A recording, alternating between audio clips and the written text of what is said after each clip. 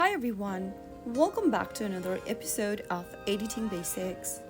In this video, we are going to be learning how to delete recorded audio in KineMaster. To delete a recorded audio in KineMaster, first of all open up the KineMaster application and open up the project where you have a recorded audio imported on your timeline.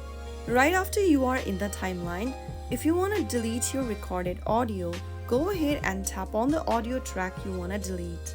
Now look for the delete icon, which is usually a trash can symbol located on the left hand corner of the screen. Once you do that, you will be able to remove the recorded audio from your project.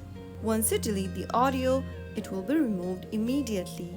So that is how it can be easily done. If you found the tutorial to be helpful, go ahead and give us a thumbs up.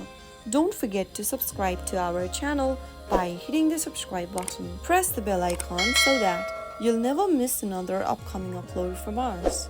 I will be back again in the next video. Thank you for watching.